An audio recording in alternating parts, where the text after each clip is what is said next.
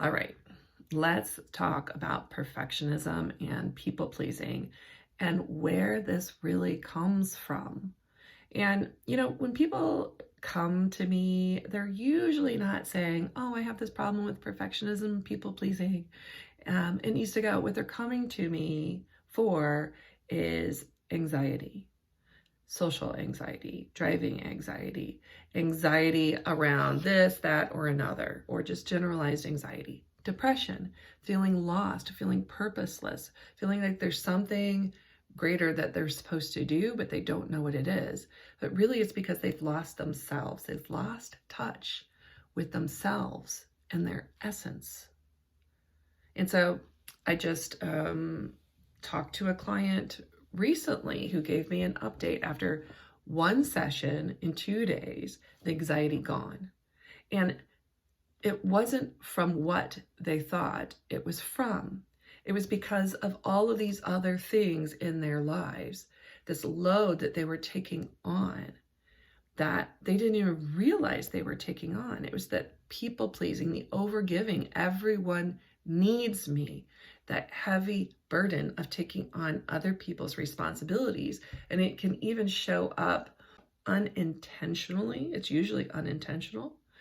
And it can look like over giving. I'm giving and giving and giving. Everyone needs me. Everyone comes to me for advice. I can't say no. This usually almost always stems from childhood wounds.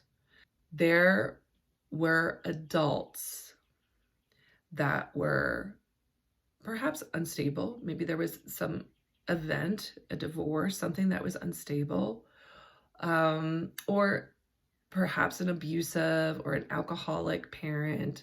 You could have had great parents, yet somehow you got the message that in order for you to be accepted, in order for you to be loved, in order for you to get praise, you had to be perfect. You had to get the good grades, not just good grades, perfect grades. You had to clean the house. And as an adult, that becomes the checklist of things, the never ending checklist that needs to be done. But because it's never ending, it's never enough. You're never enough. But that usually originates because there's an unstable home and you took it upon yourself to be the one to create peace in the home, to take care of a family member that was maybe sick, that had anger issues or an addiction issue. And you learned that if the house was just so, if there wasn't anything out of place, they wouldn't get triggered. If your grades were good, they wouldn't get triggered. If you took care of your siblings so that they didn't have needs or act up, then your parent wouldn't get triggered. And guess what? That also means you don't have any needs. If I don't have needs, if I keep everything really easy for my parent, then they'll be happy. They won't get upset. They won't go on drinking binges.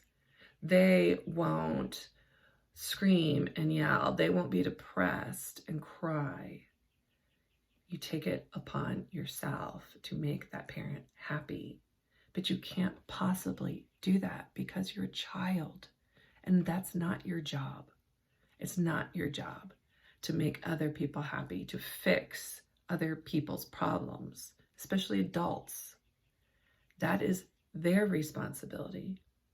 And so ultimately, you have to be willing to let go of those patterns in order to heal yourself. If that is what is at the root of your anxiety, depression, feeling lost, no connection with yourself, not knowing who you are, it's because you have spent a lifetime of being who it is you thought you needed to be in order to make others happy or keep the peace.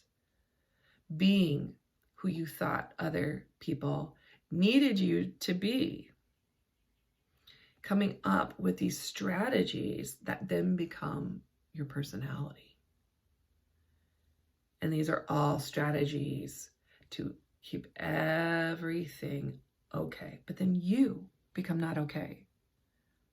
You become the one that's holding down anger and resentment. Often you're not even aware of it, but it's there. Because you're holding it down, you often feel numb, because numb or neutral is better than feeling anger, sad, hopeless, helpless. Those are the scary emotions. So instead, I'll be neutral.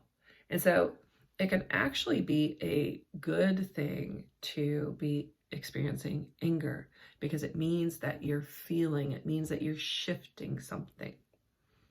So allow yourself to feel your feelings. That doesn't mean take it out on others, but allow yourself to feel those feelings, move through those feelings, and notice where you're giving because it feels like a compulsion. You have to.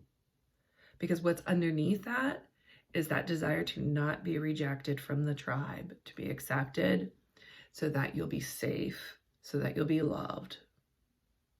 And in order to not feel like you're being used and walked all over and worn out and overwhelmed, and everyone needing you but no one being there for you, you've got to be the one to have that boundary and say, I'm not going to play that game anymore. I see this strategy and I'm not going to do it anymore. That can be harder to do than it is to say, because you've built your whole identity and personality around that. But the thing is, once you can get to that place, like I typically get my clients to in session, where you're connecting with the true essence of who you are, you're able to see all of the strategies, all of the coping mechanisms, all of the programming and conditioning that's been piled upon this core essence that's you. And take that and say, oh, I don't want that anymore, and just empty it out. Empty it out, let it go. It's like taking out the trash. And now you're empty, and you can fill that with what you want. And if you don't know who you are, that's where it gets fun, because you get to go out and play and try new things. You did that as a kid. You weren't afraid to do it as a kid. You didn't get overwhelmed and feel stuck as a kid. You were curious. You wanted to learn new things. You wanted to connect with other people and have fun. It was easy. And it can be easy again. Yes, you have a lot more responsibilities than you did it as a kid, probably. But when you empty out the trash and you let other people be responsible for their lives, and you're responsible for your life, and yes, you're still there for your friends, yet you give them the opportunity to figure things out on their own. It's not your responsibility. When you think you need to fix, change, figure things out for other people, that feels heavy, versus, hey, I'm here for you. I'm going to listen. But it's not my responsibility to fix this for you. And at other times, it might be, you know what? I'm not really resourced. I've got my own stuff. And my stuff is important too. I'm important too. And I know you can figure it out. I trust that you can figure it out. You've got this. You let other people stand on their own 2 feet. You're like the mama bird, and the baby birds gotta fly. If they don't, if you wait too long to push that bird out of the nest, they won't grow the capacity to actually use their wings, and they won't be able to use them. You got to give the baby bird, those other people, the opportunity to stand on their own 2 feet and to fly, and prioritize you. You deserve it.